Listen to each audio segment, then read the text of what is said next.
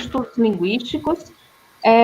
Mais uma atividade, hoje a gente está com uma pessoa muito bacana, vocês vão gostar de conversar com o professor Gersinei Santos, ele vai trazer aqui a palestra intitulada, não dá para decorar o título, Análise Linguísticas e Epistemologias da Ruptura, o texto como estratégia para a mudança social. Vou falar um pouquinho do que a gente já fez, do que a gente pretende fazer. No dia 11 de maio, o professor Daniel Silva conversou com as ideologias que viajam com o vírus, circulação da linguagem, o novo normal, sociedade, economia e educação. No dia 15 de maio, o professor Décio Bessa tratou de metodologias de pesquisa e análise do discurso, da análise do discurso crítica, né, com dados coletados e dados gerados. No dia 18, nós tivemos a professora Maria Eduarda Gonçalves Peixoto, que trabalhou com o que podemos aprender com escândalos políticos, né, de estudos do discurso, mídia e política. No dia 22, eu não estive presente, mas a Monique Lessa, que aqui está com a gente, não no Instagram, mas no YouTube, tá? Que aqui está com a gente, acompanhou a professora Kaline, e ela falou sobre metáforas em tempo de coronavírus. No dia 25, nós tivemos a professora Claudiana Alencar, que falou de gramática da resistência na literatura feminina periférica. Foi um prazer estar com a professora Claudiana na semana passada, na segunda-feira dessa semana. O professor Gersinei hoje, vou já apresentar o professor Gersinei, vai falar sobre análise linguística e epistemologia da ruptura. Na segunda-feira da semana que vem, a professora Beatriz Alencar, da UFC, que junto com a professora Maria Clara coordena o GDIP, que é um curso, um grupo de estudo que foi fundado pela professora Isabel Magalhães. A professora Beatriz Alencar, ela vai estar aqui com o mestrando Helber César Rodrigues Gomes e vai falar sobre centralidades corpóreas discursivas dominantes e ordem fisiocêntrica analítica para análises sociodiscursivas no campo dos estudos da deficiência no Brasil. No dia 5 de junho, o professor Guilherme Veiga Rios vai falar do INEP, né, vai falar sobre conhecendo o letramento na vida e na escola do Maciço de Baturité.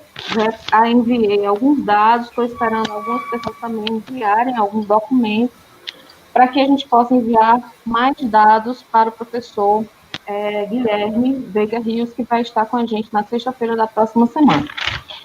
Como eu disse para vocês, a gente não vai parar nessas atividades, nós vamos ter outras atividades. Então, a gente já convidou o professor Neudo, já convidou a professora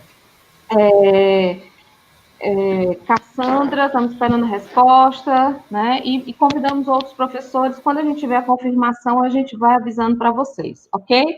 Nesse momento, a gente está com a Monique Lessa, que faz parte do GDIP, junto com a professora Maria Clara e a professora Beatriz. Monique é jornalista e é doutoranda em Linguística, orientando a professora Isabel Magalhães. Monique, muito obrigada por estar aqui, por estar mediando e por ficar com a gente até o final dessa temporada, tá bom?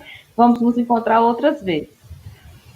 E temos a honra, a alegria de estar hoje com o professor Gersinei Santos. O professor Gersinei é doutor e mestre em Linguística pelo Programa de Pós-Graduação da UNB, né? Possui graduação em Letras, Português e Inglês pela Universidade de Sergipe, atuou no grupo de pesquisa Mobilização de Cidadania, Ação, Representação e Identificação no Discurso, participou do projeto integrado de publicações em língua portuguesa sobre população em situação de rua, é membro da Rede Latino-Americana de Análise do Discurso Crítica sobre pobreza extrema, atuando sobre pobreza extrema, né? Do Núcleo de Estudos de Linguagem e Sociedade, o NERES, do Centro de Estudos Avançados Multidisciplinares, o CEAM, eu acho que é assim que se diz, professor, se eu estiver errada, corrija, do Laboratório de Estudos Críticos, né? Foi professor colaborador da Universidade de Brasília, foi professor substituto da Universidade de Brasília, foi professor da Universidade de Sergipe, e tem um monte de outras coisas que, se eu fosse dizer para uma pessoa tão jovem, começando agora, eu ia passar a tarde falando do currículo dele, e eu quero muito mais ouvir do que está contando as coisas que ele fez, que ele está produzindo, que ele está criando uma tese linda. Quero falar dessa tese também. Conheci o Gersinei dia desse, mas aquela pessoa que você vai lendo, vai entendendo como ele vê o mundo, e você é impossível não se apaixonar pela forma que a pessoa interpreta e que ela diz do mundo, né? Como Gessinei se coloca no mundo, assim, de uma forma que, ao mesmo tempo que tem uma humildade acadêmica gigantesca, tem uma generosidade de partilha muito grande e uma profundeza, né, um adensamento de conteúdo que é necessário nesses tempos, né? Então, professor, é um prazer, repito, e uma alegria que esteja aqui conosco partilhando. Como eu sempre digo, são 30, 40 minutos, mas se quiser passar um pouquinho, fique bem à vontade, tá bom? Acho que você precisa... Boa tarde. Primeiro, acho que precisa me chamar no Instagram, não? Eu acho que eu não lhe chamei. Fala, meu Deus. Gente, é a pessoa que não... Tranquilo.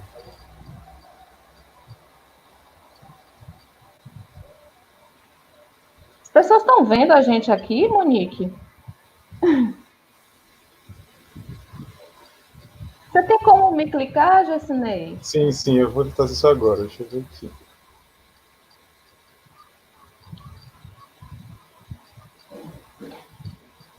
Gabriela Aquino está dizendo que o professor Gessinei é um grande exemplo. Ah, gracinha, gratidão. Gabriela Aquino está dizendo que o professor Gessinei é um grande exemplo. Ah, entendi agora, porque vai fazer o que você disse, né? Não Você clicando aqui, aí eu encontro você mais rápido. Já adicionei. Deu certo.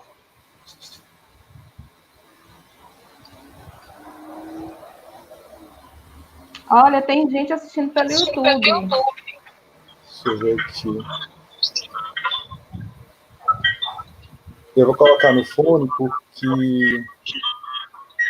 Boa tarde, Fidel. O Monique já tinha me advertido que ia ficar com a voz dupla, né? Sim. Tem gente que está dizendo que não está vendo você no Instagram, porque a câmera está pegando a parte de cima da sua cabeça. Eu sei, deixa eu só colocar o fone aqui.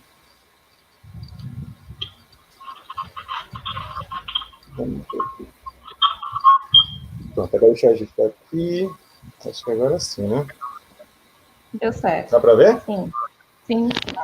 Pronto, então, boa tarde a todas, boa tarde a todos também. Quero agradecer as palavras muito bonitas faladas em relação a mim. A professora Ana Paula tem sido uma pessoa muito compreensiva, muito atenta a esse processo todo, né, até chegar aqui esse momento da live. Então, minha gratidão, minha mais profunda gratidão. Quero agradecer também a Monique, né, que também acabei de conhecer e tem sido também bastante solícita e ajudado assim, nessas tecnologias aqui, YouTube e Instagram. Então, assim, gostaria primeiro, né, de falar como é que mais ou menos será a minha estrutura de apresentação. Antes, fazendo parênteses, quero agradecer as pessoas que nos assistem, que estão conosco, aí eu estou aparecendo agora, quem nos assiste que estão conosco, e dizer que eu estruturei a apresentação. Todos estão me ouvindo? Então, quem estiver no Instagram, por favor, faz as com o dedinho para saber se está tudo ok, porque o computador está ok. Tá todo mundo me ouvindo? Estou ouvindo. Confirma aí. Se estiver ouvindo, gente, coloca sim no Instagram. Quem estiver no Instagram, coloca sim, tá certo? Olha, a professora está escutando, então acho que o pessoal também está escutando. Bem, eu estou vendo pelo YouTube. Ok. Então, eu estruturei a fala, eu organizei primeiro um texto, porque nós temos um limite de tempo que seria interessante, um pouco longe, né? Acho que eu tenho que trocar o fone. Deixa eu só trocar o fone, então, só um minuto. Só um minuto. Pode.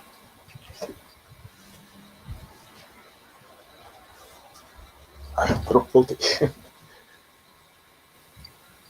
eu trocar. Ana, enquanto o Gessin está trocando o fone, o pessoal está falando para você isso, desligar o microfone para não dar interferência. Agora vai ficar show.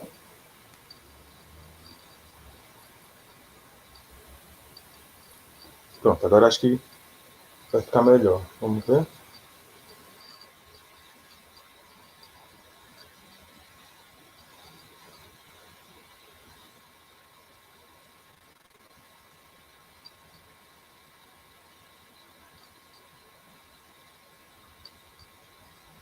Ué?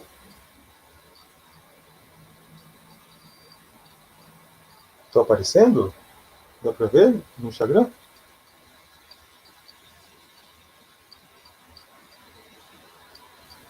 Pronto. Bem, no então... Instagram, Gessinei, no Instagram você não aparece mais. Acho que tem que solicitar novamente para aparecer lá. Pronto, voltou. Bem, então, acho que agora melhorou, talvez, a questão do áudio. Então, eu estruturei a fala em 35 minutos, por aí, para dar mais possibilidade para o debate, já que esse momento é um momento de diálogo, de conversa, e o que eu trouxe aqui é mesmo na perspectiva de ouvir contribuições de vocês, que estão aqui presentes, porque é algo que está em desenvolvimento. Então, no primeiro momento, eu falo sobre os pontos. Gostaria que vocês, por favor, seguissem a fala. Quem quiser acompanhar o texto, ele está disponível no Medium que eu escrevo. É só colocar lá no Google, Gessinei Santos Medium. Só tem esse nome eu. Então, você coloca lá, Gessinei Santos no Medium, e baixa não, no caso, vê a publicação que se chama Sobre Fios que Compõem Redes de Mudança, tá? Então, vou começar, quem quiser acompanhar, tem o mídia, como eu falei, e depois da minha exposição, nós podemos começar com o debate, enfim, com as contribuições de vocês. Ok? Bem, começou a impactar-me a ideia de que minha educação era uma espécie de desconforto. Era o processo que não me premiaria com meu próprio especial sonho, e sim romperia todos os sonhos, todos os confortantes mitos da África, da América e de toda parte, deixando-me apenas com minha condição humana, com tudo que tinha de terrível. E havia tanta coisa terrível lá fora, mesmo entre nós. Isso é um trecho do livro do Ta-Nehisi Coates, um jornalista norte-americano, de um livro que se chama Entre o Mundo e Eu, publicado em 2015, que tem muito a ver com essa conversa de hoje, né? O título da fala é... Caiu alguma coisa? Caiu no Instagram? Acho que você diz... Ana Paula?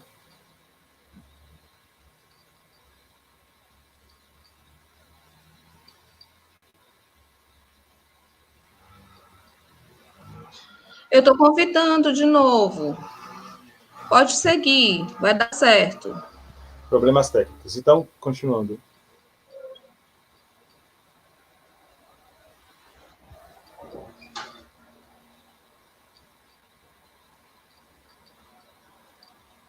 Consegui? Ok. Bem, Pode seguir. Então, esse início, esse início é com esse livro, Entre o Mundo e Eu, que eu super recomendo que vocês leiam, tenham acesso a ele. Então, começo dizendo que quando fui gentilmente convidado pela professora Ana Paula Rebelo, ainda no ano passado, para organizarmos uma visita à Unilab por conta de uma participação minha na Escola de Estudos Críticos, eu me enchi de contentamento. Na ocasião, aceitei o convite por perceber a preocupação em pensar a linguagem como um instrumento fundamental nas relações sociais, operado pelo discurso, este central para encararmos seriamente o funcionamento das relações de poder que nos constituem. Infelizmente, não conseguimos consolidar o encontro e o tempo transcorreu. Neste 2020, nosso diálogo voltou à tona, exatamente em um período nada fácil dessas mesmas relações sociais, ou seja, todos sabemos, né, a pandemia da Covid-19 e a reorganização global em um contexto que diversos especialistas têm chamado de novo normal. Eis que, neste momento, estamos, ou temos de estar, para voltar a falar sobre linguagem.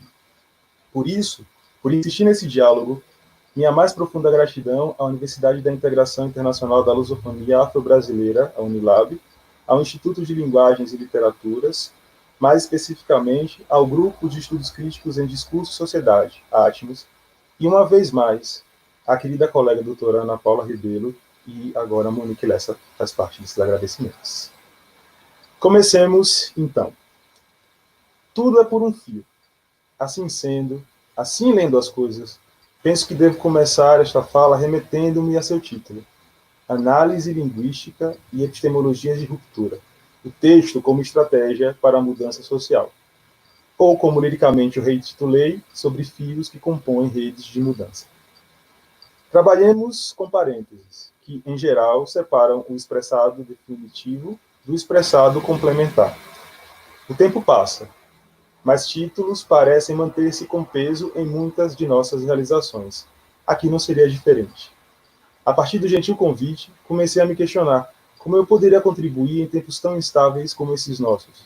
E uma vez mais, a resposta estava tão, mas tão próxima, insistindo em falar sobre textos e sua posição privilegiada no trânsito de discursos para a manutenção e potencial transformação de paradigmas sociais.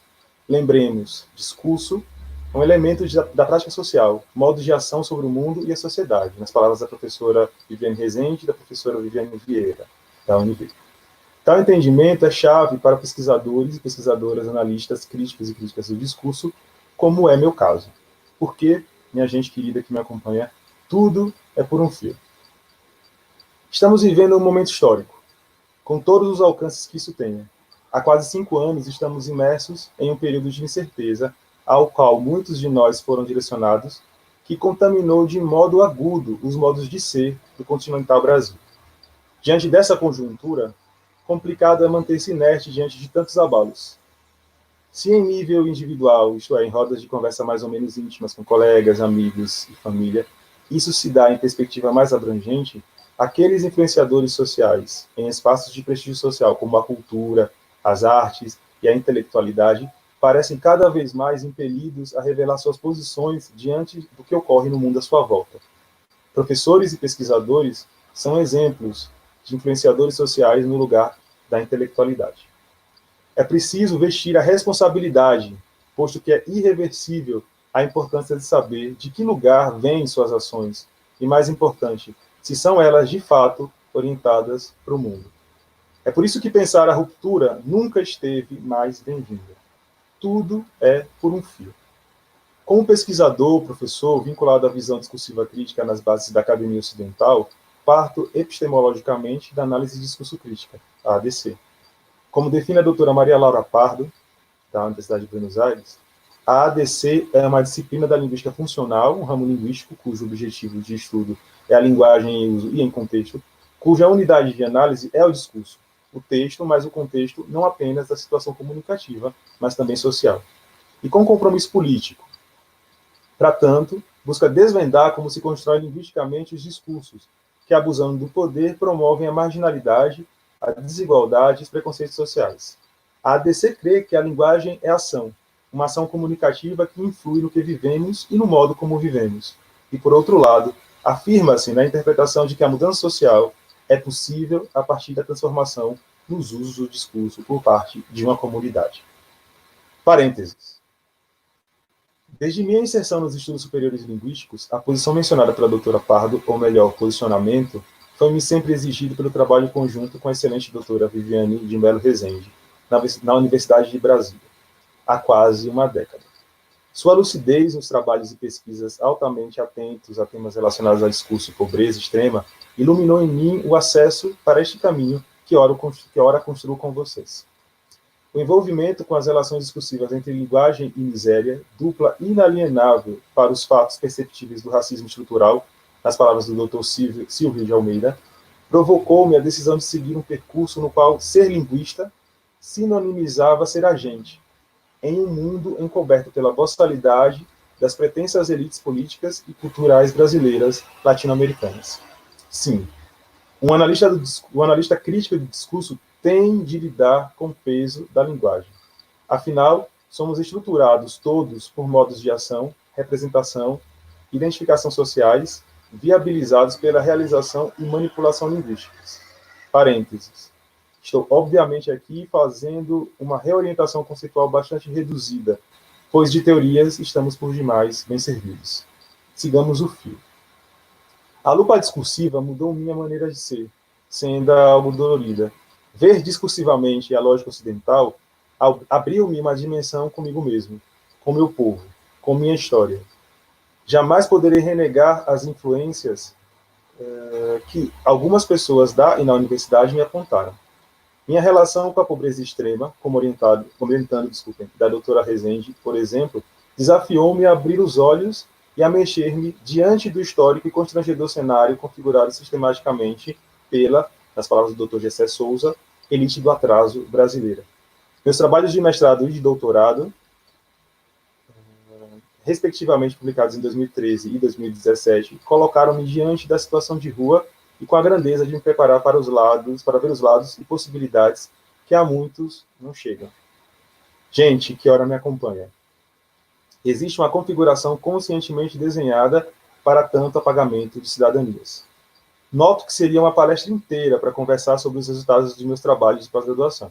Por isso, para hoje, para este momento, rememorar os âmbitos que acessei valem mais a pena. A oportunidade de ter quem me ouça em tempos de tanta confusão é um luxo que não pode ser negligenciado. É tudo. Precisamos, em nossos alcances, romper com a fantasia brasileira, com um sonho desmascarado pelo jornalista Ta-Nehisi Coates, que abre esse texto. Vi a situação de rua da perspectiva da má representação discursiva da mídia, e, em um segundo momento, a partir da luta por resistência. E é a resistência que me traz aqui, na verdade, a reexistência, sobre a qual trataremos posteriormente. É por ela que aceito falar no meio tão controverso como é a intelectualidade nacional. Tudo é por um fio. Por isso é imperativo não restringir ações quando vemos direitos cidadãos e humanos sendo desfigurados em tempos de relativização genocida por parte dos mais altos cargos dessa nação. Por um fio. Bem, ok, mas como acadêmico, que é no caso que nós, né, estamos bastante interessados, como acadêmico, como muitos de nós somos, deveria englobar a resistência em suas ações. Como isso seria possível? Para quê, afinal? Perguntas que explodem parênteses. Aliás, bastantes mais perguntas cabem em nosso atual contexto. Partamos, pois, para um punhado de conselhos. Os títulos são títulos. Minha constituição como ser neste mundo entende que é sempre preciso voltar para aprendermos com quem veio antes, com o que nos antecede. Assim, sugiro que voltemos todas para o básico, inclusive para as primeiras palavras desta reflexão, para o que nos conecta, para o que nos faz seres sociais, a linguagem. Nas clássicas lições de John Lyons, na Academia Ocidental, ela, a linguagem, não tem um conceito fechado, pelo menos varia de acordo com a perspectiva. Já o honorável Dr. Sheikh Anta Diop foi firme em seus estudos no que toca a seu poder vital, no caso, o poder vital da linguagem, mas, mais ainda, o poder político dela. Quem controla modos de linguagem e põe-se no mundo, já nos lembrou o honorável Dr. Frantz Fanon, ao dizer que existe, na posse da linguagem, uma extraordinária potência. Então, o que certa época depois entendi por discurso, estava muito antes de eu até ser. O honorável Dr. Diop, assim como o honorável Dr. Fanon, já haviam trazido a força da comunicação e eu não sabia.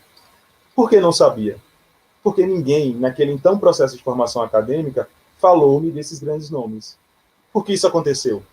Porque quem me ensinou, provavelmente, quem me ensinou muitas das minhas referências profissionais, provavelmente, desconhecia também. Isso é a ilustração de que nem mesmo o espaço tido como de formação superior está isento de reproduzir discursos de quem manipula o mundo social. Aliás, é inclusive por meio de locais de prestígio social, como o espaço acadêmico, por exemplo, que ressignificações quaisquer têm ou não efeito. A universidade é um campo que, há muito, debate-se entre a falta de oxigênio e a dificuldade de se abrir genuinamente às plantas plurais que conseguiram ter ali fecundadas suas sementes. É por isso que a ruptura deve ser por nós levada a cabo, e pela linguagem. nossos textos são instrumentos de transformação por encapsularem estruturas linguísticas que projetam mundos da sociedade. Então, desse modo, posso, enfim, começar as sugestões de alguém que, com a responsabilidade de honrar quem veio antes, observa e que se exige agir dentro do cenário que vivencia, com as possibilidades que tem. Novos parênteses para destacar que esta fala não está restrita a pessoas ligadas à área de letras ou a especialistas linguísticos funcionalistas. O momento é de urgente reflexão conjunta, de fios que componham redes. Assim, ratifico que o desenvolvido a seguir são ideias postas para serem compartilhadas, que se afastam da suposta verdade que a obsessão estéril de certos intelectuais ainda persegue. Estamos pensando, juntos e juntas, em redes. Dito isso, minha primeira sugestão, retomando aquelas questões trazidas, é que todas, passemos a encarar diferente os textos que circulam no mundo social. Texto aqui entendido em sentido de amplos blocos semióticos, comunicativos, isto é, verbais e não verbais, escritos e audiovisuais, de modo estratégico. Mas fazer isso de verdade, não com aquele pensamento de eu sei que as coisas funcionam assim, li sobre, escutei alguém explicando, mas é a vida. O que por si só, assumir tal comportamento já é adotar uma postura política bem significativa. Ver diferente os textos se refere à percepção de que eles, os textos que consumimos, produzimos e distribuímos, são as vestimentas e discursos potencialmente férteis, cujas flores e frutos criarão ou não raízes, dependendo das formas de sua disseminação. Aí, ainda nesse primeiro conselho, perceber-se no processo como agente, ao refletir sobre quais discursos a ação desempenhada no mundo de consumo e de distribuição tem apoiado. Assim como quais influenciadores temos enaltecido em nossas práticas públicas cotidianas. Desse modo, recomendaria que analisássemos os textos em dois diferentes contextos. Uma análise mais básica, relacionada à ação que recomendei de colocar-se diante das escolhas de consumo e distribuição textuais, de quais textos estamos ressonando os temas, qual o nosso propósito acional com as escolhas públicas e se o produtor desses textos está atento às questões de transformação social que o mundo necessita. Em outras palavras, chamar para si a responsabilidade de ser um elemento influente no mundo, que cada texto repercutido há a possibilidade forte de afetarmos outras pessoas e suas visões de mundo. Outro contexto possível, mas mais específico, diz respeito ao trabalho acadêmico reflexivo com os textos. Neste momento, dirijo-me a estudantes e pesquisadores que ocupam espaços na academia, fios de uma rede. Acredito ser chegado o momento no qual as redes precisam se dar de modo mais efetivo possível. Vocês que me ouvem, que estão na academia ou têm contato com quem está, assim como eu, devemos não mais nos contentar em estar no espaço universitário, como se fosse uma extensão da sala de aula tradicional. É preciso, desde já, enxergar a potencialidade do trabalho coletivo, do trabalho reticular e plural. Mas é preciso também, antes de qualquer coisa, ver que se trata de um trabalho, ou seja, um processo no qual precisamos todos e todas nos engajar e reorganizar as mentalidades programadas pelas elites do atraso deste país. Acessar os bancos de ensino superior não é fazer parte de um espetáculo de, com a licença do trocadilho, superioridade, nem um episódio de alguma série pop de streaming. Por essa quebra, os estudos críticos do discurso oferecem uma possibilidade de percepção aprofundada dos mencionados processos mascarados pela linguagem nas lógicas de opressão. Diversas pesquisas oferecem métodos de analisar os textos com objetivos reveladores quanto ao modo disruptivo no qual a sociedade ocidental se estrutura desde séculos atrás.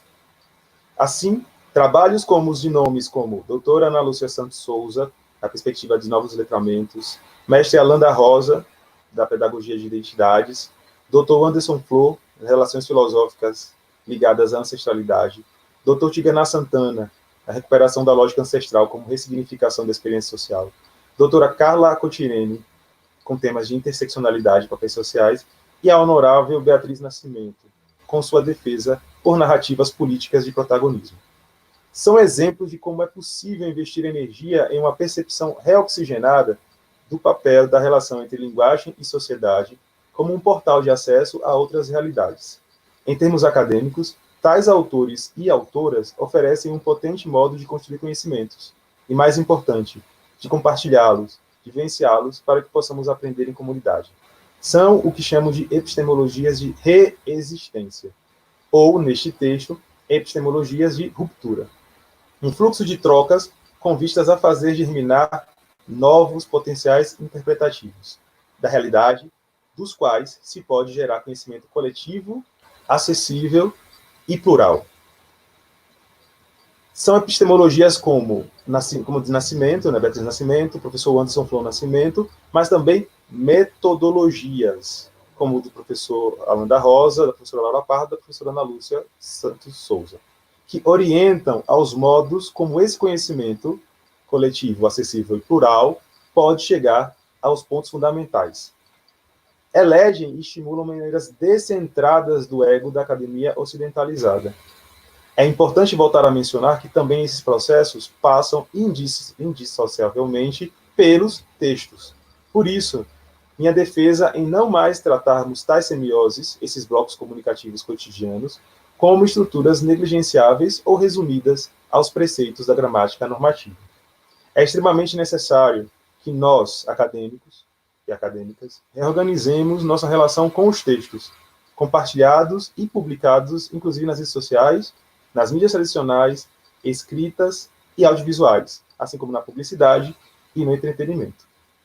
Estamos, pois, como já mencionei, no lugar de influenciadores de visões de mundo. Estamos na universidade.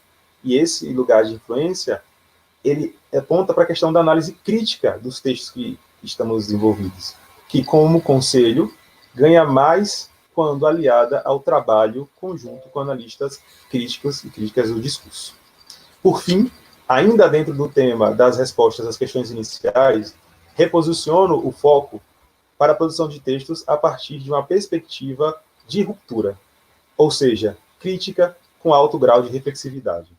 Termo entendido aqui como uma consideração alimentada pela percepção ampla, incluindo as ambivalências inerentes das construções sociais, e pelo posicionamento orientado à mudança de paradigmas opressivos. A produção de textos de ruptura, portanto, é essencial para que agreguemos mais do que a necessária resistência, mas também uma reexistência, retomando, como já mencionei, o que discute a doutora Ana Lúcia Santos Souza, com seu estudo dos letramentos de reexistência em nossas práticas.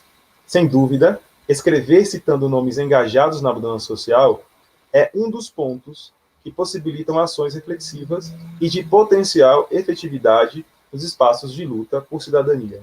É preciso, ainda, finalizar este momento de orientações no terreno movediço do fazer científico crítico, o questionamento de como isso tudo seria possível. Agora eu me encaminho para a última parte da minha fala, e nessa última parte é a proposta que eu gostaria que nós refletíssemos juntas, que tem a ver com um conceito que eu tenho trabalhado ultimamente. Nesses momentos finais de minha fala, quero me concentrar no modo como vejo a viabilidade do aqui defendido. Há algum tempo, desde o fim do meu doutorado, venho seriamente pensando acerca de como levar a cabo as questões de insatisfação que levantei nesta reflexão. Baseado em minha pesquisa com o Movimento Nacional da População em Situação de Rua, o MNPR, em 2017, por haver participado de processos de construção do movimento social e do Estado, percebi como necessário eleger caminhos estabelecidos a partir de um esforço estratégico e integrado. A essa reflexão dei o nome de redes pragmáticas.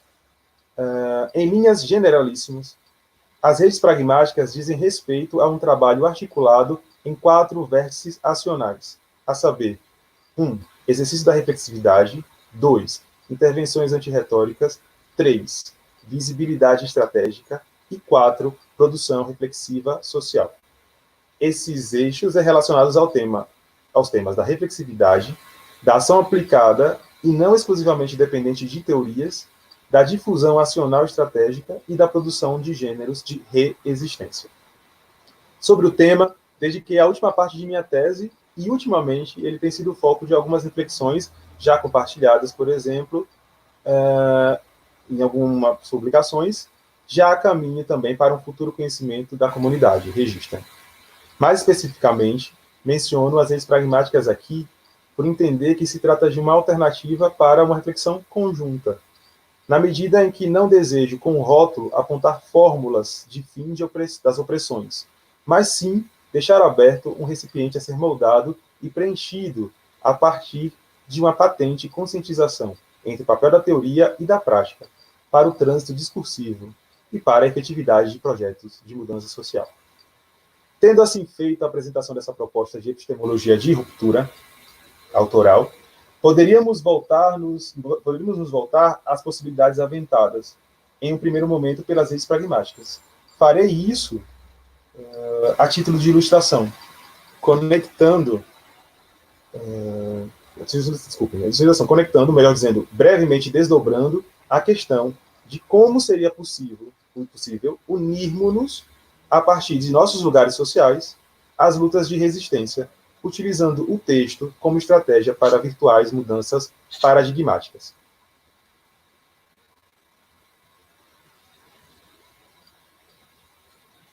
Reitero neste esforço reflexivo a posição na qual possuo força social e de onde me baseio, a partir de uma perspectiva discursiva, tendo em vista eu ser um linguista analista de discurso. Assim, o tema da análise dos textos volta ao centro, mas desta vez a análise linguística será retomada a partir do viés discursivo. Em outras palavras, observar atentamente como a estrutura da língua, quando investigada com cuidado mais intenso, pode nos apontar quais discursos estão por trás e, desse modo, mapear quais grupos de poder hegemônico estão valendo-se da língua e da linguagem para instaurar domínios.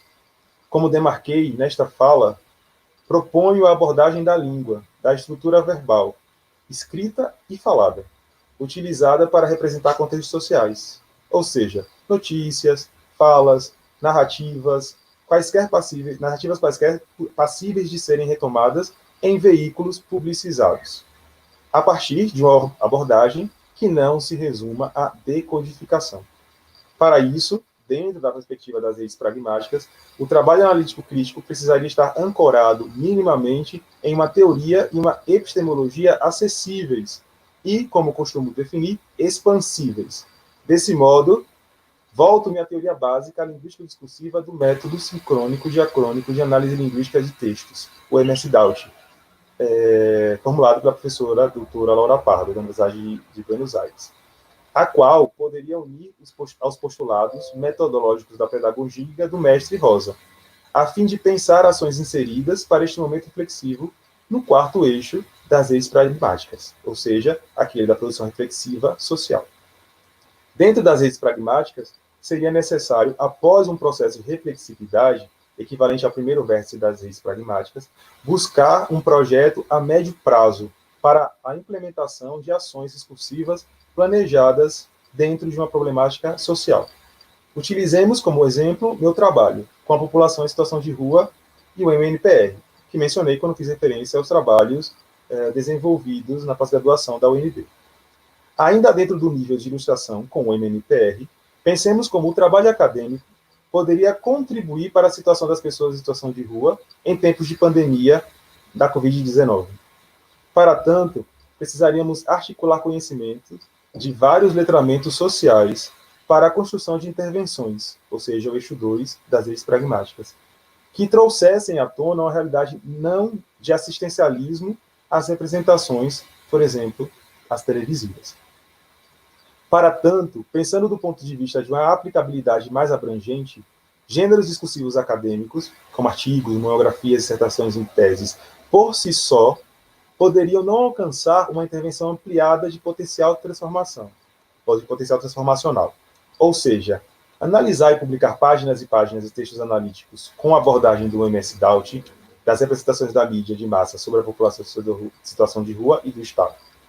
Entretanto, a relação presencial, participativa e colaborativa com quadros e lideranças do MNPR poderia atribuir um papel mais ampliado de direcionamento, referente, inclusive, aos resultados dessas análises linguísticas críticas, de representações midiáticas, como coloquei no exemplo, com o conhecimento experiencial, ou seja, o letramento da mobilização do movimento social. O diálogo, operacionalizado pelo que apresenta a pedagogia do Alain da Rosa, que exigiria uma formatação plural, ou seja, academia, movimentos sociais de diferentes frentes, especialistas e pessoas interessadas na luta, poderia apontar caminhos possíveis de serem implementados para uma pressão social multimodal, escrita, audiovisual, intervenção presencial, etc. O trabalho articularia, então, diversas vozes sociais que, por redes de ação, contribuiriam de modo teórico, prático, com base nas experiências trazidas para o caldeirão acional. Redes pragmáticas. É desse modo, por fim, que gostaria de fechar minha fala, iniciando um diálogo com vocês que ora me acompanham. Ao propor este momento de reflexão, ofereço a flor de minha gratidão e coloco-me automaticamente à disposição para compartilharmos, discordando inclusive sobre novos possíveis modos de estar na academia e, principalmente, em um mundo que não naturalize a violência e o apagamento sociais. Não devemos, de modo algum, esquecer que a universidade tem como um de seus alcances a realidade extramuros. As pessoas que estão fora desses espaços de prestígio são parte de nós, cidadãos e cidadãs brasileiras. Na medida que o conceito da cidadania percebe-se solapado por interesses obtusos, cabe a nós, com alguma força acional, propor reflexões e redesenhar cenários, a fim de preenchê-los de modo plural e estratégico. É nesse sentido que precisamos ouvir o mundo social e, igualmente, melhor a nós mesmos e nas mesmas. Urge estarmos atentos e atentas aos discursos que se propõem à ruptura com a lógica que, por colonizada, por não conseguir comprar as nuvens, deseja pôr sela e estribos em seres que têm o sol na cabeça.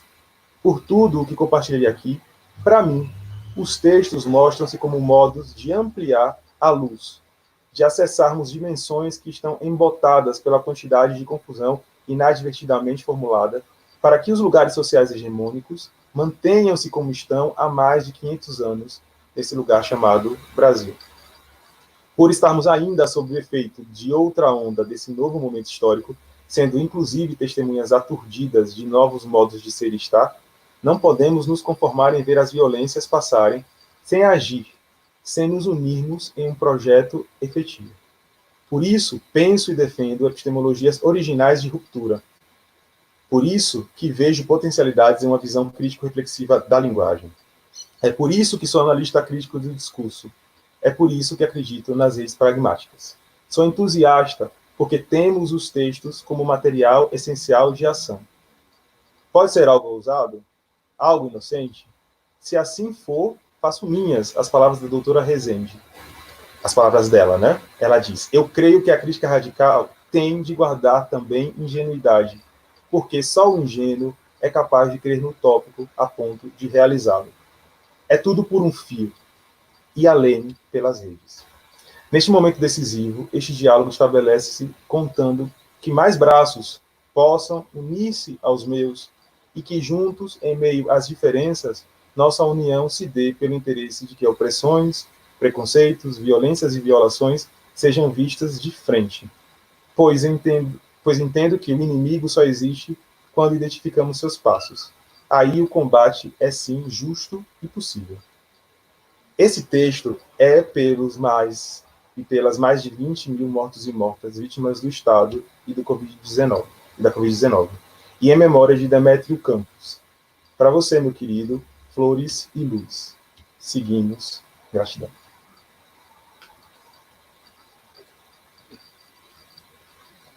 Bem, então encerrou aqui, essa foi a minha fala, que eu projetei para otimizarmos o tempo, e agora fico à disposição para o debate, para as questões, enfim.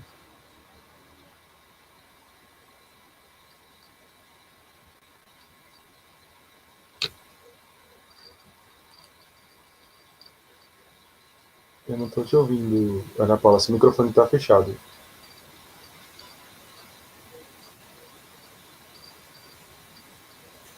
Será que a Ana está com algum Seu problema? microfone está fechado, Ana Paula. Não estou ouvindo. Estão ouvindo? Sim, agora Agora sim. eu tô. No Instagram também, quem está me ouvindo? Ok. Então, assim, é uma fala muito patente, muito forte. E eu queria agradecer demais, né? Mais uma vez, essas suas colocações. Eu vou fazer uma observação. A primeira observação que eu vou fazer é sobre um trecho específico do que você falou, que você diz assim, querem pôr celas em gente que tem sol na cabeça, né? Então, assim, ouviu? Querem pôr celas em quem tem sol na cabeça. E aí, a ideia que eu tenho, né, eu acho que é muito da minha tese, né, é muito com esse ponto de vista que a universidade que a gente está hoje não é a mesma universidade que existia, assim, de que as bases epistemológicas da universidade atual também estão em disputa nesse momento. Então, que sala de aula que a gente tem hoje essas novas epistemologias que vão perpassar as nossas pesquisas também estão em disputa, né? Então, eu acho que a falsa neutralidade nesse momento é o pior de todos os erros. É preciso que a gente tenha clareza para que a gente possa saber os caminhos que a gente vai trilhar e possa corrigir os nossos erros caso a gente venha a falhar, porque é claro que no processo de aprendizagem dos novos caminhos a gente pode cometer e escolher várias trincheiras erradas, escolher vários caminhos. Então, eu acho que essa fala ela é muito pertinente, né? Eu vou fazer duas perguntas antes da plateia. A primeira é, eu queria que você explicasse um pouquinho mais sobre essas redes pragmáticas, que você apresentou 4 pontos, eu tentei anotar e não consegui, achei muito pertinente a ideia. A segunda questão, na verdade são 3 questões. A segunda questão é que,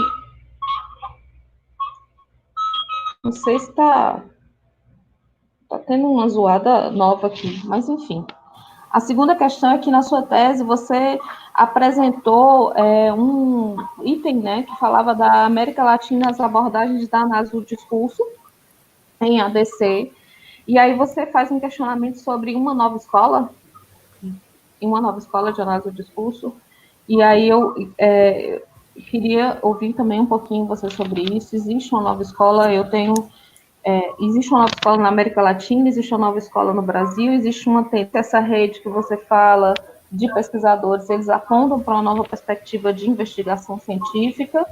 E a última pergunta eu vou ler, né? Na sua tese, você se baseia em Rezende e, na época, Ramalho, para afirmar que os textos são vistos como parte discursivas de eventos sociais.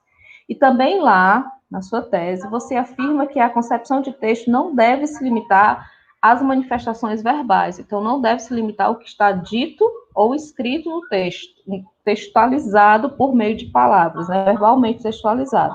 Então, acho que essa compreensão dialoga muito com a minha dúvida nesse momento. Então, quando uma pessoa ela não declara explicitamente determinado desejo de excluir a outra, mas, ou seja, ela não fala no texto escrito ou falado, ela não explicita isso, né? Mas ela realiza um conjunto de violências, né? Ela está presente em espaços que são violentos, ela faz, né, determinados movimentos que apontam para essa exclusão. De alguma forma, isso constrói um texto de repúdio ou de ódio, um texto que violenta silenciosamente. Como você considera a agência política de um sujeito nessa situação?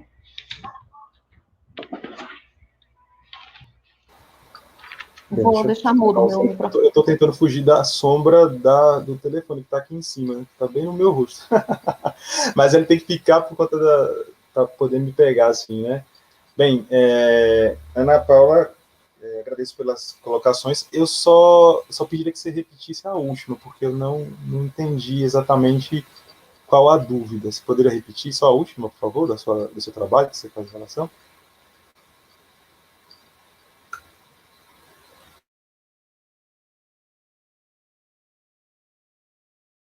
Seu microfone está fechado. Vamos supor que um determinado político ou uma determinada celebridade seja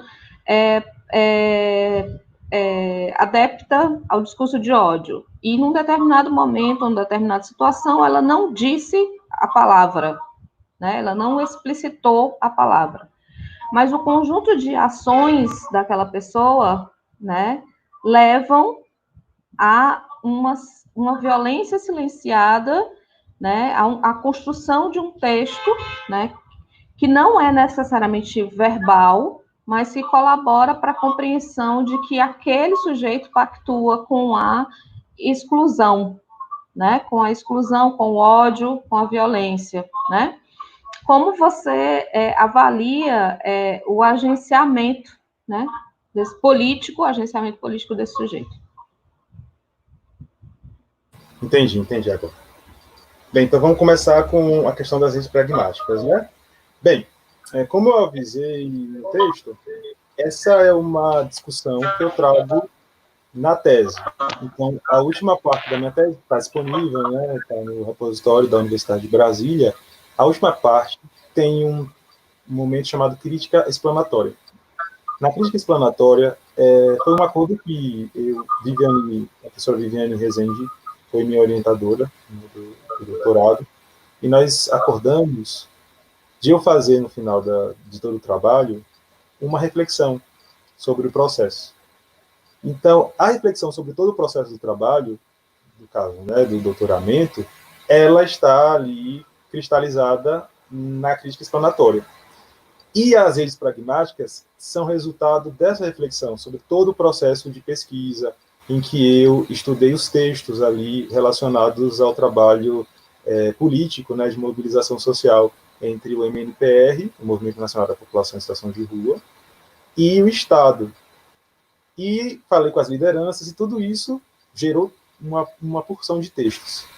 Então, esses textos e o processo todo, eu pensei, ok, depois de passar todos esses 4 anos fazendo as viagens, entrevistando, como eu posso contribuir para quando a tese acabar? Porque também a professora Viviane Rezende sempre estimulou isso, né, no nosso trabalho conjunto. Acho que é uma prática que as pessoas percebem nela.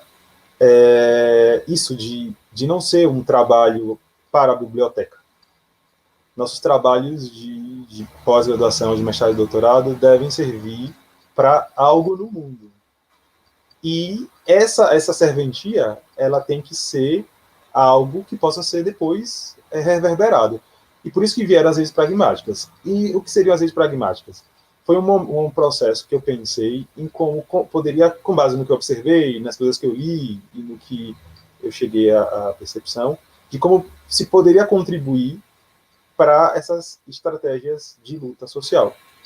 Então, para essa proposta de contribuição, eu pensei uma união entre epistemologias e metodologias, mas epistemologias e metodologias que não fossem restritas ao espaço acadêmico. Deveria ser uma mescla entre a universidade e todos os atores sociais que compõem o mundo social que está fora ou alheio à universidade. Ou seja, movimentos sociais, movimentos políticos quaisquer, instituições, enfim, quem pudesse se engajar em uma luta por mudança social. Então, essa proposta epistemológica e metodológica de união, eu chamei de redes pragmáticas. E eu fui explicando ali na última parte da tese, né, que ela se organiza em 4 vértices, em 4 eixos. Eu não vou poder falar sobre todos, porque senão nós ficaríamos a tarde inteira falando sobre, mas em síntese, eu estou aqui com uma colinha na mão, né? Então, a síntese é que o primeiro eixo, assim, não tem uma ordem, né, mas eu coloquei os números lá. Exercício da reflexividade. O que seria esse exercício da reflexividade, em resumo? Seria, antes de qualquer ação estratégica, pensar como fazer com que as pessoas que participem do processo de mudança ou de transformação social estejam conscientes de seus lugares sociais. Então, nós saberíamos que, na academia, as pessoas têm, nós, por exemplo, temos acessos que pessoas que estão na mobilização da rua não têm. Um exemplo é, se eu quiser fazer uma reunião, eu posso solicitar uma sala de aula dentro do campus. E nessa sala de aula, com computador, com data show, esse tipo de poder, uma pessoa em geral, né, na mobilização social, e principalmente nesses movimentos mais iniciais, ou que tem uma disputa mais forte com o Estado, ou com qualquer outra instituição de poder, em geral, eles não têm esses recursos. A universidade, ela dispõe dos recursos. Então, isso é um tipo de possibilidade que quem está no lugar social da universidade poderia contribuir para que houvesse uma reflexão sobre por que existe, por exemplo, a situação de rua. Porque tem muita gente que diz, né, a pessoa quis estar na situação de rua, a pessoa perdeu por estar na situação de rua, a pessoa não conseguiu e está onde tem que estar. Só que se nós fizermos uma retomada, inclusive histórica, né, inclusive histórico-social, né, nós veremos que a maioria das pessoas em situação de rua são pessoas pretas e pardas. E isso também tem a ver com o histórico de escravização desse país. Mas muitas daquelas pessoas não sabem desse histórico de escravização. Inclusive acham, por exemplo, que determinadas figuras históricas deram liberdade para grupos sociais inteiros. Então, esse é o processo de reflexividade. Então, antes de qualquer coisa, seria interessante ter esse momento em que haveria uma discussão entre lugares sociais, ou seja, um processo de entendimento de si no mundo, que seria a reflexividade. Esse seria o ponto 1. O 2, intervenções antirretóricas, seria uma organização com base nessa reflexividade de projetos possíveis de serem implementados a médio prazo. Não a médio e longo prazo. Mas não algo que seja para transformar o mundo, mas coisas possíveis de serem transformadas, digamos, em bairros, cidades, e assim crescendo. Então, seriam intervenções antirretóricas no sentido de que elas iriam além da fala, além das teorias, e partiriam para a ação. Seria, além dessa reflexividade, seria construído um projeto estratégico, e esse projeto estratégico, ele deveria ter a questão da ação, e a ação a partir da experiência. Terceira parte seria a visibilidade estratégica. Essa parte da visibilidade estratégica, eu conectei com a questão dos letramentos e dos multiletramentos. Então, a discussão sobre os novos letramentos e multiletramentos, ou seja, como esses recursos, inclusive multimediáticos, eles são muito importantes para que discursos se propaguem na sociedade. Quando eu escrevi a tese em 2017, nós não tínhamos esse termo fake news. Nós não tínhamos o termo pós-verdade. Então, eu já estava pensando... Na verdade, nós tínhamos, né, mas não eram termos assim tão popularizados como hoje, né? Mas eu pensei isso da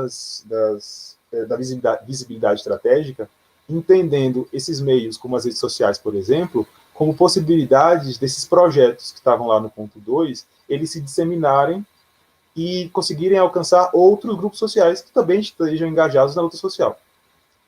E, por fim, a produção reflexiva social deveria estar atrelada à produção de conhecimento com base nessas vivências. Então, isso me liga à questão, por exemplo, do Alain da Rosa e da pedagogia, além da questão dos letramentos de resistência da Ana Lúcia Santos Souza, como eu falei, como eu falei, e pensar que esses conhecimentos gerados a partir da experiência, voltando a dizer, da pedagogia, dos tratamentos de resistência, eles podem ajudar em um processo de comunicação de espaços que parecem não se conectar. Exemplo, academia e periferia, em alguma medida.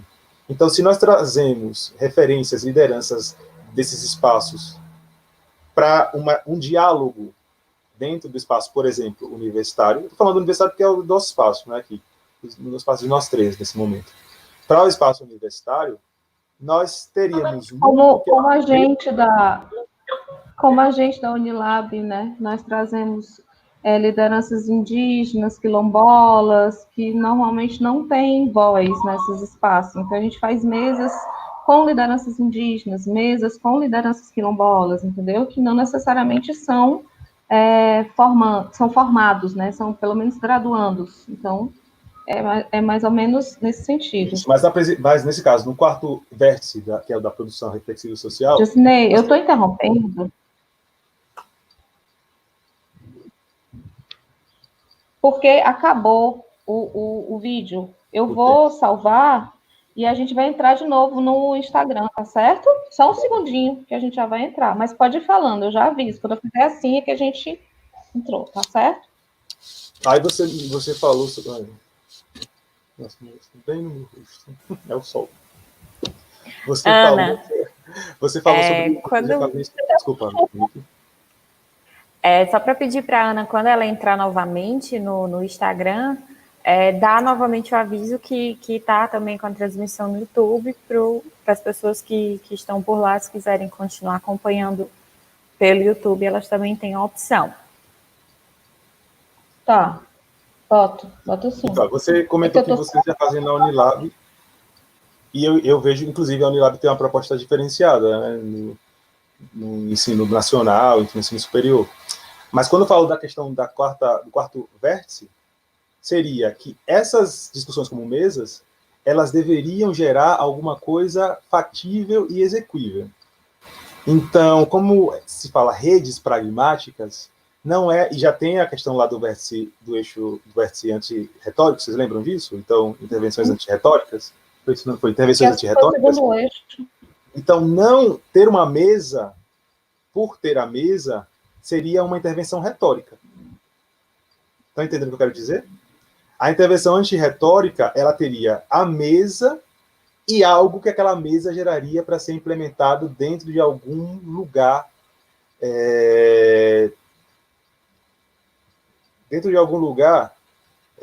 que pudesse confluir vozes.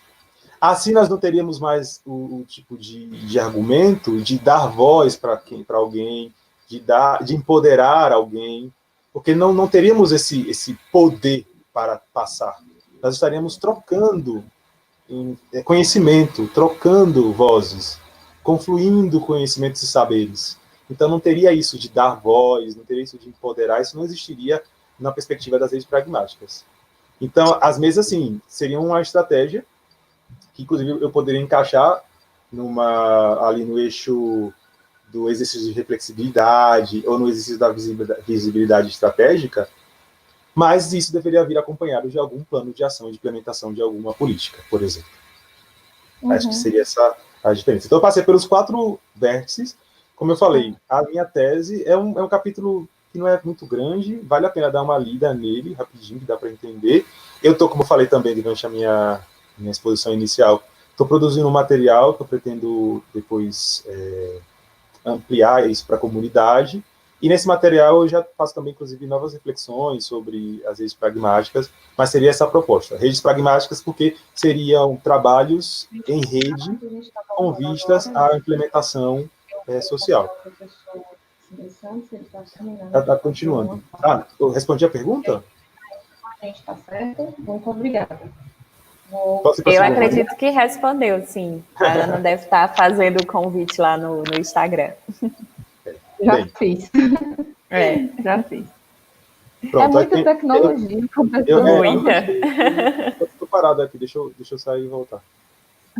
Mas está dando certo aqui, já tem gente, já está começando a entrar gente. E está dando certinho.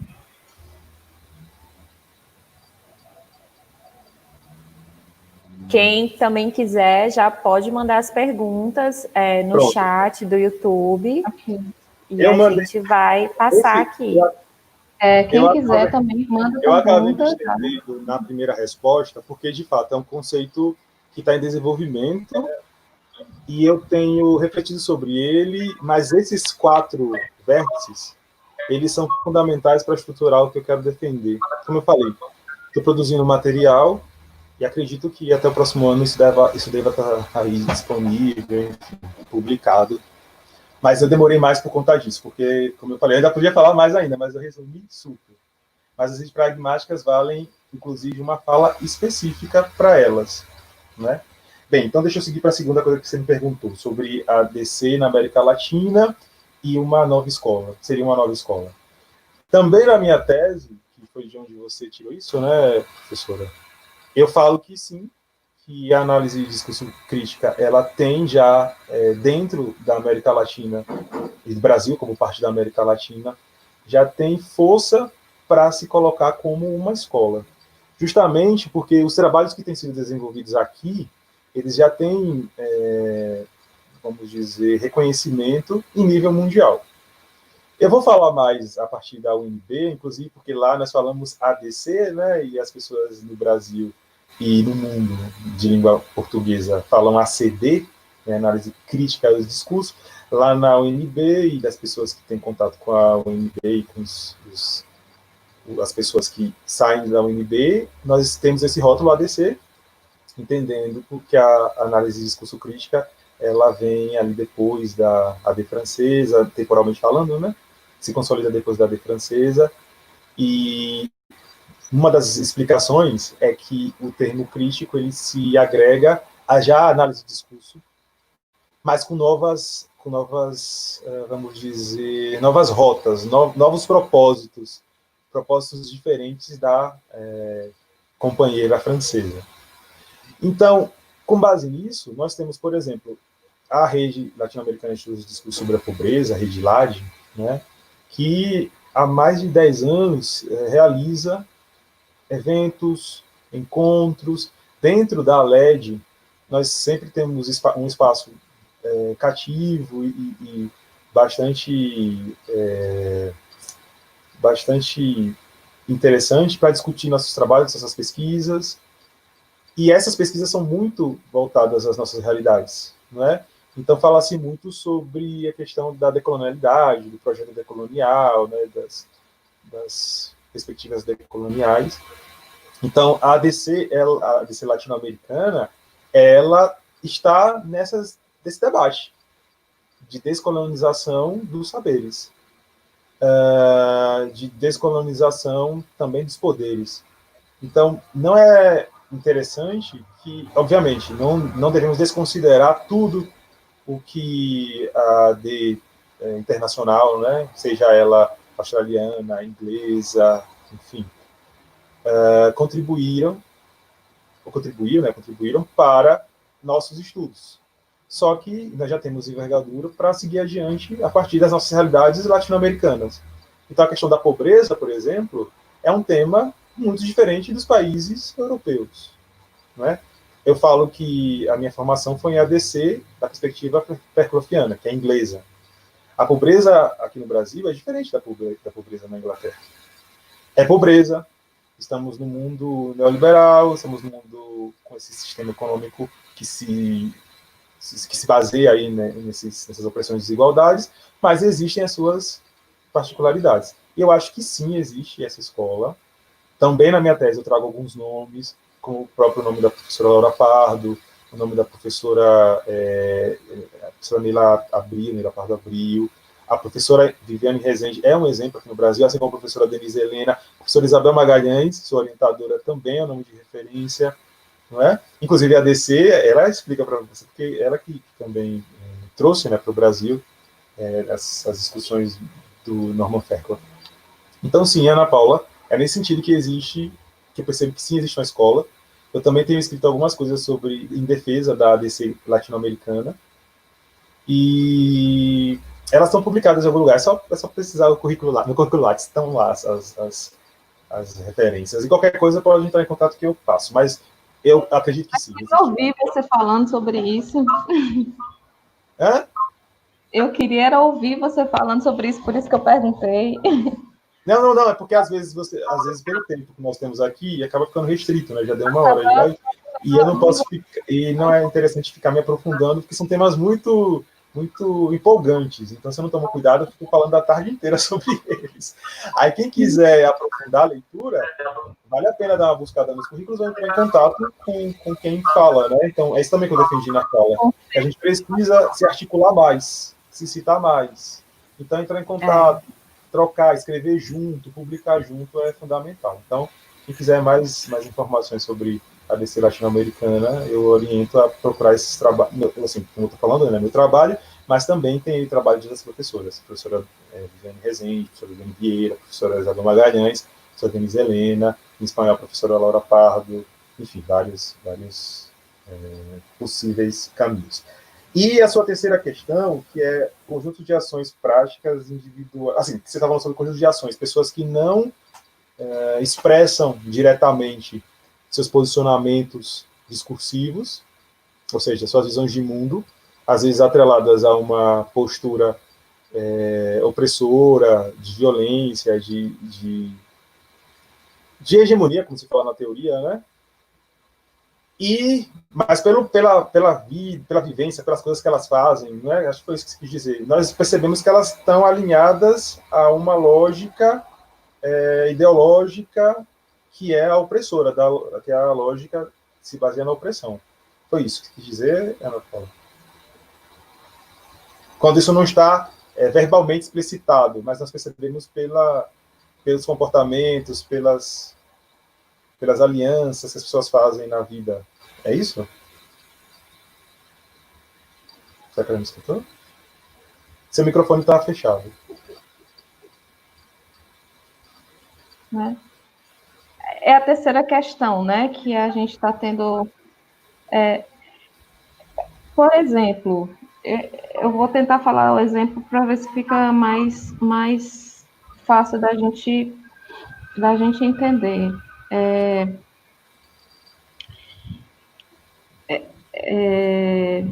Digamos que o influenciador digital fala alguma coisa. É muito cuidado para dizer por causa das formas de violência que acontecem hoje, e a gente tem, né, medo de como as pessoas vão entender o que a gente vai dizer. Por exemplo, o atual presidente da República, em um determinado momento, ele diz que não falou determinada coisa no texto. Ele não disse isso, tá? Isso, é isso que eu estou querendo. Nós vemos pelo conjunto de ações dessa pessoa.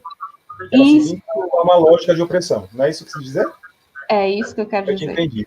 Como é que eu analiso isso da perspectiva discursiva, né? Exatamente. Pronto. Então, o que eu tenho para você? O papel desse agente político, né? Colocando, inclusive, na hora que ele diz, né? Eu não entendo que eu fiz isso.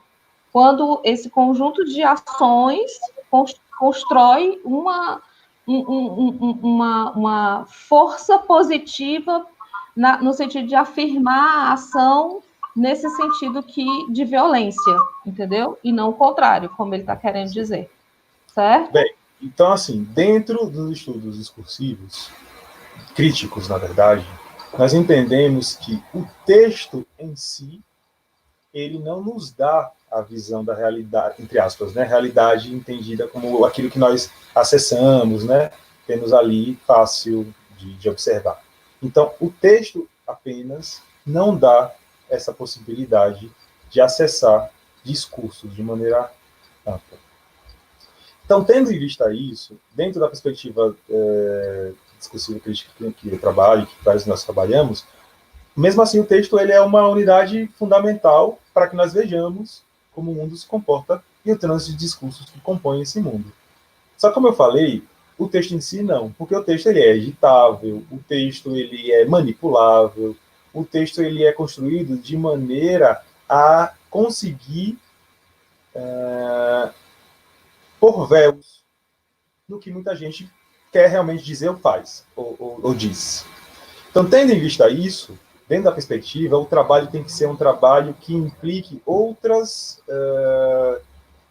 critérios. Então, esses critérios, eles vão, por exemplo, para a análise das práticas individuais. Porque, dentro da teoria, né, as práticas individuais, elas compõem as práticas sociais. E, ao mesmo tempo, elas são alimentadas por essas práticas. Repetindo, e as práticas individuais, elas alimentam as práticas sociais, e as práticas sociais alimentam as individuais. Um exemplo é, se eu digo, você está linda, mas para que essa saia tão curta? Isso eu estou falando para, digamos, para você, Ana Paula. Isso, individualmente analisando, eu estou falando de maneira ali reservada. É a nossa situação. Isso é uma prática individualizada. Mas essa prática individualizada, ela não surgiu do nada, ela não brotou. Ela responde a uma prática maior, que é uma prática social, que por exemplo, de muitos homens acharem que devem dizer o que a mulher deve vestir. Ao mesmo tempo que essa prática social, ela equivale a uma estrutura social. E essa estrutura social, ela é uma estrutura social baseada no discurso machista. Um exemplo de discurso machista. Mas o discurso machista é um conjunto de práticas que fazem com que ele se estabeleça em nível individual também. Então, por isso que o individual alimenta o social, assim como o social alimenta o individual. Por quê? Porque se eu tenho, por exemplo, um menino que vê isso, ou a mulher ela acha que deve fazer o que o homem está dizendo que tem que fazer por causa da roupa, é possível que ela eduque a filha para não usar determinadas roupas. Que diz assim, que diga que a roupa está curta. Ela vai, em alguma medida, propagar, reproduzir esse discurso machista. E aí, isso vai se aglomerando e alimentando essa estrutura social, uma estrutura machista. Então, nessa perspectiva da prática individual alimentar a prática social e a prática social alimentar a prática individual, nós temos que observar que, além do texto, além do que é falado, além do que é escrito, as práticas, elas também contribuem para a análise de discurso crítica. Por isso que o trabalho de ADC não é um trabalho só de análise de texto. Eu vou lá e vejo só o texto. Pelo menos na escola latino-americana, existe uma grande defesa de que, além de analisar os textos, nós, em alguma medida, acompanhemos a prática de produção, distribuição e consumo daqueles textos. Consumo. Porque a partir a partir desse cuidado de observar como aquele texto chegou a ser o que ele é, no final da ponta, lá na ponta, nós podemos entender quais processos contribuíram para aquilo que está transitando. Então, o exemplo que você deu do presidente ou dos presidentes é um exemplo em que, no texto, existe uma coisa. Agora, as práticas desenvolvidas por ele evidenciam que aquilo que ele coloca é algo que está manipulado para atingir determinado propósito. Então, é essencial, só para fechar, é essencial um trabalho em ADC no sentido de que o trabalho com texto vem acompanhado da análise das práticas que contribuem para aquele texto. Então, é nesse sentido que a ADC ela analisa isso. Tanto é que nós podemos dizer, se uma pessoa que diz assim, não sou nazista, mas ela faz um vídeo exaltando coisas nazistas, você sabe que ela tem alguma simpatia pelo nazismo. Então, aquilo que ela escreveu não corresponde necessariamente à realidade que ela apresenta, ao que ela faz, né, publicamente. Então, existe aí um choque, e nesse choque é que vale muito a pena uma análise discursiva crítica, para que cada ponto que seja observado ali, ele seja sistematicamente analisado por categorias e por uma sistematicidade que vai comprovar que aquilo não foi uma interpretação pessoal do analista, de que a prática ela está naquele texto, em alguma medida, assim como aquele produtor do texto defende determinados discursos, X, Y, Z. E assim nós sabemos se são pessoas que estão contribuindo para uma lógica de opressão ou para uma lógica de resistência, por exemplo. Mesmo que as palavras não estejam expressas, né? Mesmo que as palavras não estejam lá, né, expressas. Isso. Mas pela prática... Por que você perguntou sobre textos verbais e não verbais? Porque não é só a palavra escrita e a palavra falada que são passíveis de análise, de reflexão sobre o discurso. Toda a estrutura, vamos dizer, composicional dos textos, das manifestações de comunicação, as manifestações comunicativas, elas precisam estar na análise. Então, eu dei o exemplo de uma pessoa que fala sobre nazismo, que ela não é nazista, mas ela publica determinado vídeo com elementos nazistas. Aqueles elementos, a disposição das imagens, o tipo de corte de cabelo, a entonação da voz, coisas que na linguística estrutural entendemos como supralinguísticas, suprassegmentais, desculpem. Essas coisas que estão além do que a estrutura oferece, elas são passíveis também de serem analisadas e não são necessariamente palavras, não são necessariamente texto escrito, mas elas compõem para dizer, e isso tem a ver com determinado personagem do nazismo. Mas não tá falado. Era muito isso que eu queria ouvir.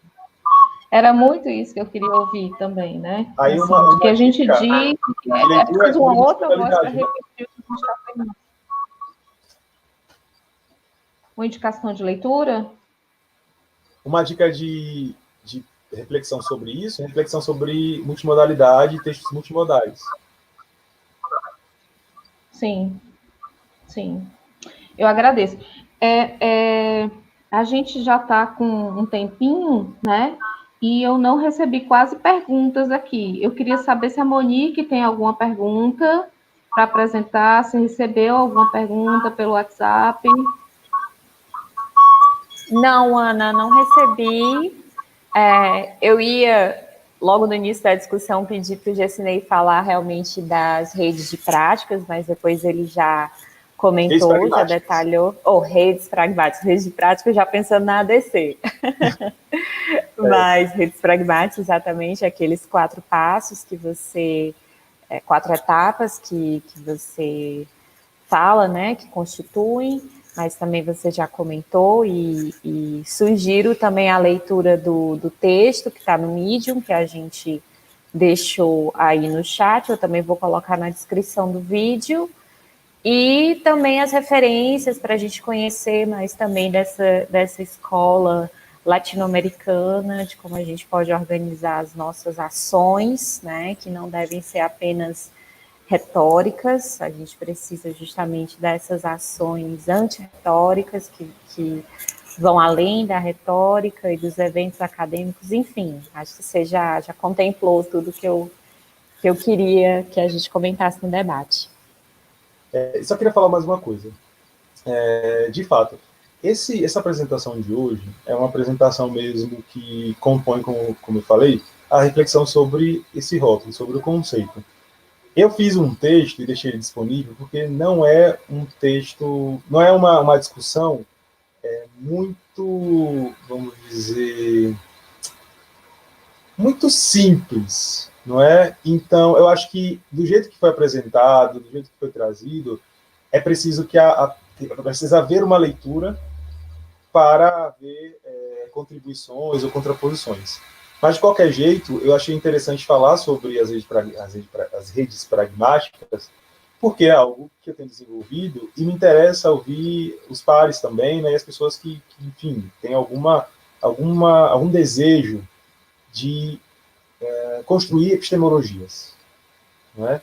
Então, isso é um esforço de construção epistemológica, e esse esforço é um esforço, como falei, de construção epistemológica, que também precisa de alguma conexão com determinados conhecimentos. Então, eu entendo que eu tentei deixar o texto o mais tranquilo possível, mas não é um tema muito fácil, mas eu precisava falar sobre ele.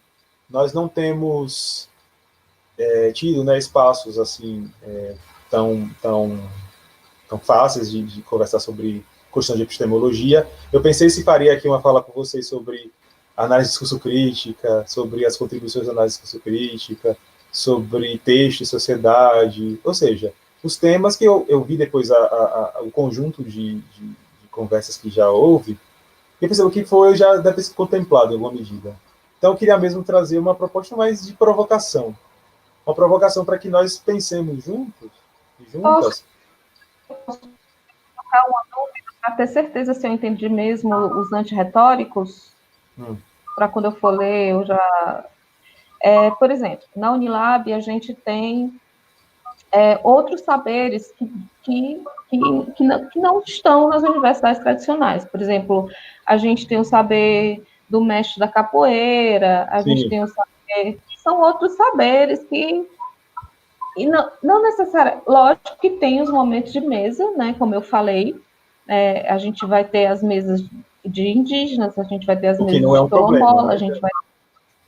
O que não é um problema, isso. De alguma forma, isso já é uma cultura, né? Com as estruturas esperadas, porque se espera que quem esteja na mesa sejam os professores, doutores, os formados, e não as pessoas da comunidade, dos movimentos sociais, por aí, vai.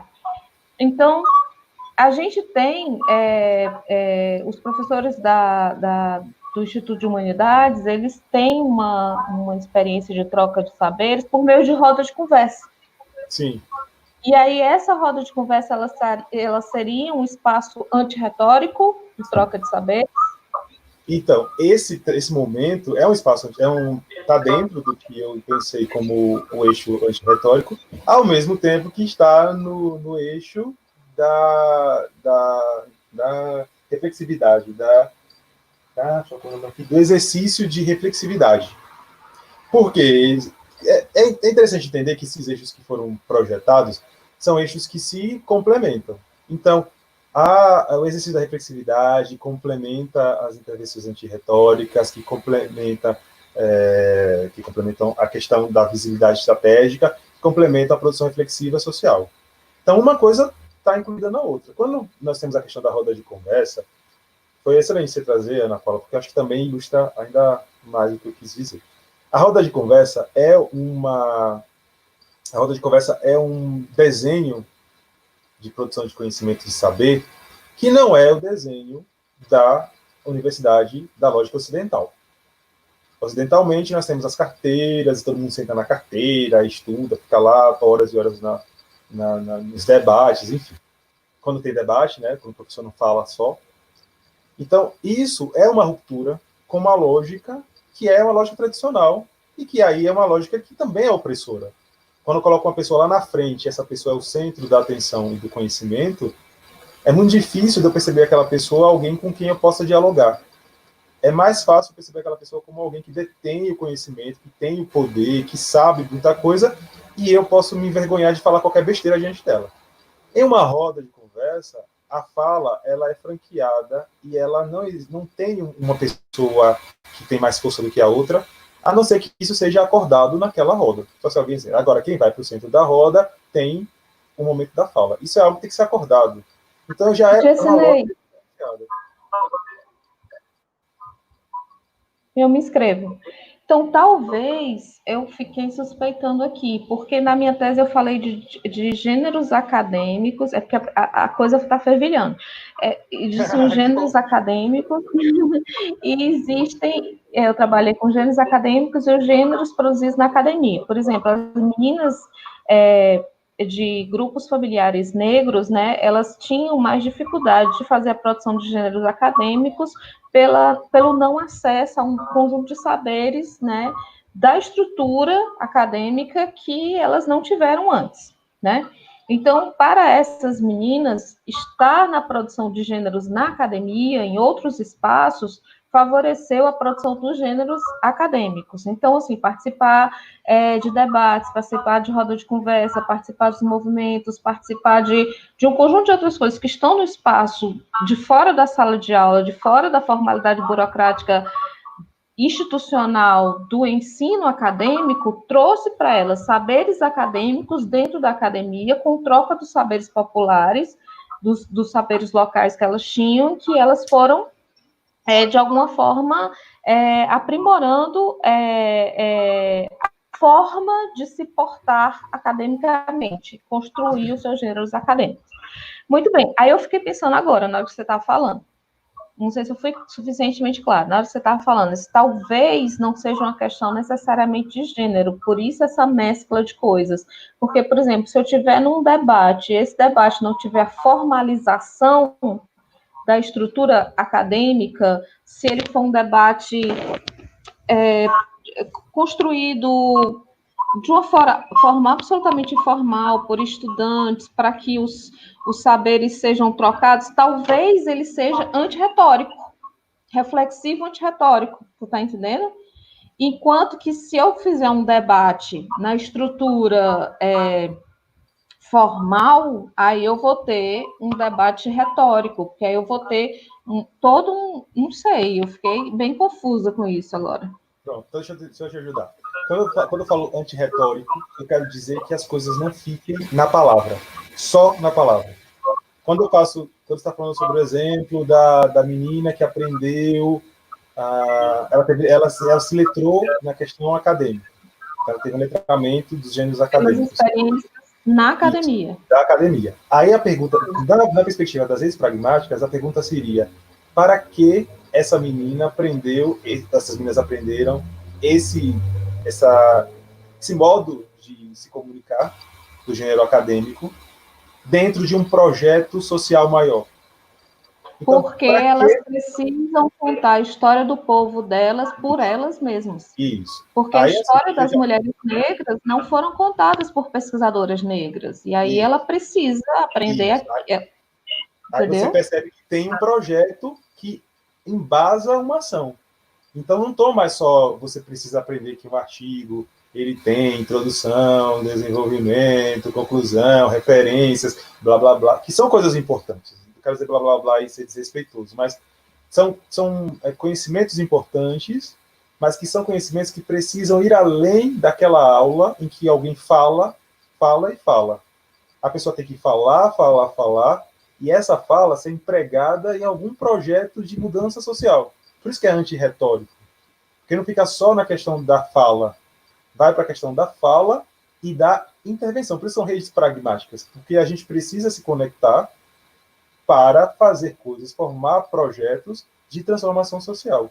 Então, quando você me fala, não, porque ela precisa narrar a questão da vida, da vivência dela, da comunidade dela, perceba que existe um projeto. E é um projeto que está dentro aí do que eu entendo como o que eu pensei com as leis pragmáticas. Porque grupos se conectam para gerar algo. Então, essa conexão de grupos propõe algo que seja efetivo em alguma comunidade. Digamos que ela seja uma menina quilombola. Como é que aprender a questão acadêmica vai contribuir para as questões de território dos quilombolas? Tem algum projeto para isso? Porque os quilombolas eles estão perdendo os territórios. As pessoas quilombolas estão sendo invadidas. Digamos que alguém seja do MST ou do MTST. Será que tem algum projeto para aprender gêneros acadêmicos que ajude na questão da luta política por questões de moradia? É isso que eu quero dizer com antirretórico. Porque não adianta ela aprender na universidade e começar a escrever coisas para a universidade. Porque senão ela vai ficar dentro de uma bolha, que é a bolha que atualmente nós estamos. Então nós temos que tentar romper essas bolhas, mas não achar que a universidade vai levar o conhecimento para esses espaços. Porque não vai. A universidade tem um tipo de conhecimento.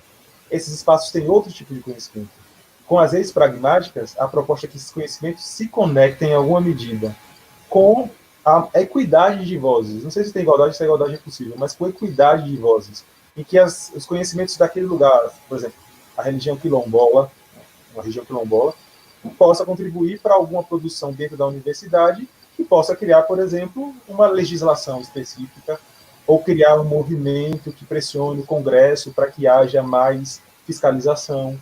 Veja, que criar um movimento de pressão no Congresso para que haja fiscalização vai muito além de eu estar na sala dizendo que o artigo tem introdução, desenvolvimento e conclusão com referências. Mas, para fazer uma pressão no Congresso, eu preciso dominar esse conhecimento. Eu preciso construir um projeto mínimo que tenha introdução, desenvolvimento e conclusão. Então, perceba que não é algo que é mais importante do que o outro, ou não é algo que está desafiando o outro, mas é algo que precisa se conectar, por isso que é rede, para gerar algo que faça uma transformação efetiva, porque a universidade tem esse poder. Se eu chego lá como uma pessoa que vende salgado e digo que quero ter uma conversa com determinada pessoa no congresso, eu posso até conseguir. Mas se eu falo que eu sou um professor, doutor da universidade, Eu não garanto que vai conseguir, mas os acessos, em geral, são mais facilitados, porque a universidade é um espaço de poder. Enquanto a pessoa que vende na rua, em geral, não é vista como alguém com poder nessa sociedade. É isso que eu quero dizer. Eu queria interromper também, só para a gente pedir para o Gessinei comentar essa questão, que a Iranilde, que está com a gente desde o início, para a conversa não ficar aqui só entre nós três, e comentar essa questão interessante que ela colocou. Para promover práticas sociais com base nas diversidades, é preciso buscar mudanças nas práticas individuais ou nas coletivas. As mudanças primeiro vêm na individual ou no coletivo? Então, Iranilde, essa pergunta é uma pergunta mais ou menos quem veio primeiro, né? Se o ovo ou a galinha. Por quê? Eu acabei, que é uma pergunta, né, que é difícil, sendo que não é reduzindo a pergunta, mas a complexidade da resposta, né? Porque eu conversava com a professora Ana Paula, como as práticas individuais, elas alimentam as práticas sociais, ao mesmo tempo que são alimentadas pelas práticas sociais. Então, se eu tenho uma postura, né, machista, e eu falo ou escrevo textos, então eu tenho uma revista, e uma revista de circulação, e eu coloco que a mulher tem que ser de determinado jeito. Quando eu coloco esse jeito nessa revista, eu estou trazendo um punhado de discursos para aquela representação da mulher. Só que esse punhado de representações, de discursos, eles não podem ser ditos como algo que a pessoa que escreveu fez sozinha. Ela está escrevendo ali. Ela está usando a tecnologia da escrita, mas ela também está colocando coisas dela e coisas que ela acredita sobre o mundo em que ela vive. Então, é uma retroalimentação. As práticas individuais para a transformação social, elas precisam ser pensadas dentro das práticas coletivas, das práticas sociais. E pensar as práticas sociais é pensar que tipo, que foi o que eu falei no meu texto, né, inicial, que tipo de discursos, ou mais concretamente, que tipo de textos, que tipo de representações eu estou veiculando como alguém que pode agir no mundo. Eu não preciso ser um youtuber, por exemplo, para influenciar na vida da pessoa. Eu influencio na vida do meu irmão, na vida do meu pai, do meu vizinho. Então, quando eu vejo que esses textos, determinados textos, eles estão ganhando projeção, eu preciso me observar como alguém que tem o poder, claro, entendendo o poder com todas as limitações que isso tem.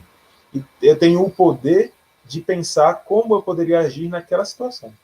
Se eu posso contrapor, se eu posso deixar como está, mas já sabendo que quando eu opto por deixar como está, eu estou reproduzindo uma lógica vigente. Então, tudo é político. Tudo é por um fim, tudo é político. Então, a minha prática individual, ela é alimentada pelas práticas sociais, né? Dos grupos sociais. Ao mesmo tempo que essas práticas elas só estão naqueles grupos, porque os grupos eles são compostos por indivíduos que se interrelacionam. E nessa interrelação, as coisas se consolidam e se transformam, potencialmente. Não sei se eu respondi. Respondeu demais. Eu queria agradecer ao professor Gessinei, queria enviar um beijo enorme para a sua orientadora, a professora Viviane Rezende, porque eu tenho muito respeito acadêmico. Professora Viviane Vieira, porque eu tenho um carinho enorme. Ela foi na Unilab já uma vez, tá? As duas eu tenho carinho, nossa, é sempre uma alegria estar lá na UNB, assim. Sim. Então, queria mandar um beijo para elas e agradecer, né, o seu aceite, essa conversa de hoje. Infelizmente, a gente vai ter que encerrar e dizer que, muito em breve, quando tudo isso passar, o professor Gessinei vai estar na Unilab, vai dar certo dessa vez, o próximo convite vai dar certo, a gente vai se encontrar pessoalmente, sim. Tá bom, gente? Eu me despeço, e lembrando... Eu só queria dizer minhas palavras finais. As palavras finais, Eu queria sugerir que vocês, com base nesse debate de hoje, façam as leituras, né, que estão lá recomendadas, né, tanto do texto que eu produzi, como também da minha tese, né, do último capítulo, e que contribuam. É um debate, é um diálogo, não tem nada consolidado. Estou pensando sobre. E eu gostaria muito dessas contribuições, levando em consideração que é um diálogo, não é? Eu não, com as leis pragmáticas, eu não quero destituir as outras, vamos dizer, os outros esforços que têm sido feitos, que eu acredito que são muitos e grandes, mas contribuir para que a gente pense junto sobre isso, sobre o que nós estamos fazendo na academia, se esse trabalho da academia ele está sendo feito de forma equilibrada com o mundo social, sem que nós achemos que, por estarmos em um lugar de privilégio, que é a universidade, que nós temos mais voz, ou somos mais inteligentes, essas coisas. Mas que nós entendamos aquela questão do letramento, né? Cada um é letrado em alguma coisa, e esses letramentos sociais são mais do que nunca necessários. Então, por isso, eu peço que vocês leiam a Pedagogia do Alan da Rosa, que vocês leiam os letramentos de reexistência, da Ana Lúcia Souza, leiam sobre as questões de discurso, e estou aqui à disposição para o que for necessário, para debates, para contribuir, para construir. Gratidão à professora Ana Paula, à doutoranda Monique, quero agradecer muito pelo jeito, pela acolhida, e sim, quando tudo passar, e vai passar, estaremos juntos e com muitos frutos para trocar. Tá bom? Gratidão, um final de semana lindo para vocês. Muito obrigada. Para quem nos assiste também, né? Obrigada, Monique. Eu não vou nem dar um aviso. Desse jeito. Olha só, estamos animados, gente. Eu estou falando agora com o pessoal do Instagram. Olha só, segunda-feira, a professora Beatriz Furtado, da UFC, vai estar aqui com o mestrando Helber César Rodrigues Gomes. Eles vão falar sobre centralidades corpóreo-discursivas dominantes e a ordem visiocêntrica do discurso, uma proposta teórico-analítica para análises sociodiscursivas do campo dos estudos da deficiência no Brasil. O tema é grande, mas a explicação é simples e clara. Vocês vão gostar. Tenho certeza de conversar com a professora Beatriz Furtado e o professor e o aluno mestrando Helber. Assinei. Um beijo enorme. Muito obrigada mais uma vez. Tá bom? Tchau, gente. Tchau. Beijo. Obrigada, Monique. Tchau, Monique, obrigada. Monique, tchau. Ana Paula também. Tchau. Gratidão. Beijo.